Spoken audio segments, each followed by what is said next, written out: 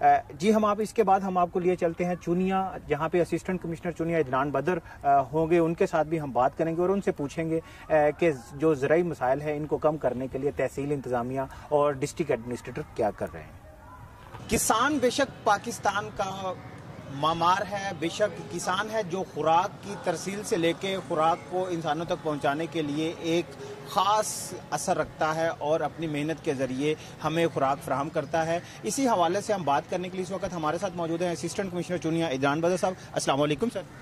वालेकुम सलाम। आज किसानों का जो नेशनल डे है, आप इस हवाले से क्या कहना चाहते हैं? जी, किसानों के नेशनल डे के हवाले से मैं ये कहना चाहता हूँ कि महकमा माल की हद तक किसानों के तमाम जो भी अमूर हैं, जैसा कि निशानदही है, तकसीम है, इंतकालात हैं, ज़मीनों पे कब्ज़े हैं, या उनकी फसलें मंडियों के अंदर आती हैं, या उनकी जो खाद और बीज के हवाले से कंप्लेंट्स हैं, उन पर हम सख्ती से एक्शन लेते हैं। हम किसानों का पूरा ख्याल रखते हैं। ये जो तहसील चुनिया और ज़िला कसूर है, इसमें मैक्सिमम जो है वो फार्मर कम्युनिटी रहती है और उनके हकूक़ के हवाले से हम पूरी कोशिश करते हैं। और स्पेशली जो किसानों के ज़मीनों के मामलात हैं उनको हम सख्ती से देखते हैं और तमाम किस्म के डिस्प्यूट्स को रिजॉल्व करते हैं और इंशाअल्लाह ताला फ्यूचर के अंदर भी करते रहेंगे। सर, आप किसान बेशक यानी कि एक फार्मर बैकग्राउंड से आपका भी ताल्लुक है, तो आप क्या समझते हैं कि किसान किस तरह से हमारी जो मईशत है उसके अंदर अपना हिस्सा डाले?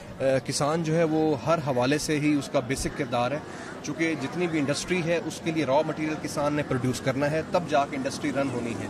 और किसी भी कंट्री का, किसी भी इलाके का जो उसको इस्टेब्लिश करने के लिए, उसको डेवलप करने के लिए, उसको आगे चलाने के लिए किसान का बड़ा अहम किरदार है। मैं आपको इसकी मिसाल देता हूँ, जिस तरह से हमारा डेली का जो अनाज के हवाले से हमारी ज़रूरियात हैं, गंदम की, सब्ज़ी की, तमाम चीज़ों की बेसिक नीड्स हैं, वो किसान हमारी पूरी करता है। इसके अलावा जितनी भी हमारी फूड चेन है पूरे पंजाब, पूरे पाकिस्तान, पूरे वर्ल्ड के अंदर, उसमें जो रॉ मटेरियल है सारा किसान प्रोवाइड करता है। इसके अलावा किसान सर्विसेज भी देता है, टैक्स भी देता है और तमाम किस्म की जो रॉ मटेरियल लेवल की चीज़ें हैं वो सारी किसान सप्लाई करता है। लेकिन इसमें मसाइल ये हैं कि किसान का जो रॉ मटेरियल है उस हवाले से उसकी कीमत बहुत कम होती है, लेकिन जो फिनिश्ड प्रोडक्ट है, जो इंडस्ट्री उसको सप्लाई करती है, वो ज़्यादा कीमत पे करती है, जहाँ पे मैं ये समझता हूँ किसान के साथ इस्तेसाल हो जाता है। इसके अलावा मंडियों के अंदर कमीशन एजेंट का बड़ा अहम किरदार है। किसान की जो मुनाफा है उससे ज़्यादा कमीशन एजेंट मुनाफा कमाया जाता है। बाकी जहाँ तक बात रहती है खाद की, बीज की, इन तमाम चीज़ों के अंदर भी अल्टीमेटली किसान जो है वो सफ़र करता है, चूँकि किसान के पास पैसे नहीं होते, किसान इनसे लोन पे चीज़ें लेता है और बाद में किसान को वो पैसे ज़्यादा उनको पे करने पड़ते हैं। तो इन तमाम इससे हट के बाकी ज़मीनों के निशानदही के, तकसीमों के मामलात के अंदर भी किसान को दिक्कत का सामना करना पड़ता है। तो जहाँ तक तहसील चुनिया की हद तक बात है, तो मेरी पूरी कोशिश होती है किसानों के इस लेवल के तमाम मसाइल को हल किया जाए और किसानों को मैक्सिमम लेवल पे फैसिलिटेट किया जाए। आप खुद पीएचडी इन एग्रीकल्चर है फैसलाबाद यूनिवर्सिटी से, आप क्या समझते हैं कि हम ज़राई इस्लाहात किस तरह की लाएं कि पाकिस्तान के अंदर जो ज़राई इनकलाब आ सके?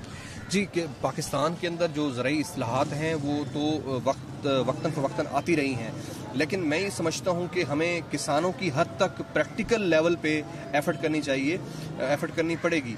और जो किसानों के जितने भी मामलात हैं उनके अंदर हमें जो स्टेट को डायरेक्ट इन्वॉल्व होना पड़ेगा।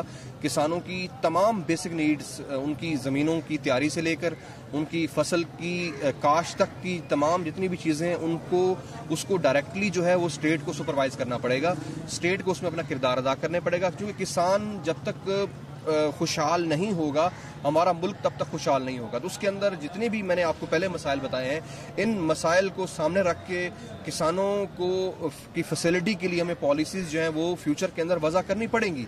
नहीं तो अभी अगर जिस तरह क्रॉप के हवाले से हमारे ट्रेंडिंग चेंज हो रही है, लोग गंदम से हटते जा रहे हैं, लोग कपास से हटते जा रहे हैं, हमारी ये जो क्रॉप्स की रोटेशन है, जो क्रॉप्स की जो अपना डाइवर्सिटी है, ये होनी चाहिए हमारे मुल्क के अंदर। ये हमारे मुल्क का असासा है। हमारे मुल्क को अल्लाह ताला ने इतने अच्छा मौसम दिया है, इतने अच्छे हमें ज़मीनें दी हैं, तो हम उसको उस तरह से जिस तरह उस पर काम होना चाहिए था हम वैसे नहीं कर रहे। एक बात। दूसरी बात ये है कि जो हमारी मॉडर्न टेक्नोलॉजी है उससे किसान को उतना फ़ायदा नहीं हो रहा जितना फ़ायदा होना चाहिए था।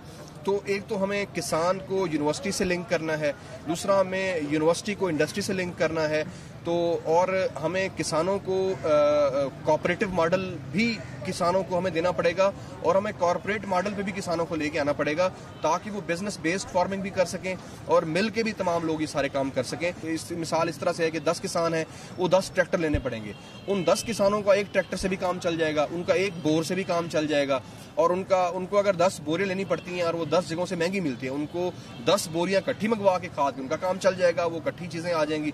तो कोऑपरेटिव मॉडल और कॉर्पोरेट फार्मिंग, ये दोनों चीजें हमें अपने जो है हमें साथ लेके चलना है। जी बहुत शुक्रिया। इस वक्त हमारे साथ मौजूद थे डॉक्टर इदनान बदर हाशमी साहब, जो कि PhD इन एग्रीकल्चर हैं और इसके साथ साथ उन्होंने एक मुफीद मशवरा दिया है कि कॉरपोरेट मॉडल के जरिए किसानों को मशीनरी के साथ साथ दीगर सहूलियात भी फराहम की जाएं ताकि किसान अपनी जो पैदावार को बेहतर अंदाज से बढ़ा सकें। इसी के साथ अपने मेजबान कामरान अशरफ को इजाजत दें।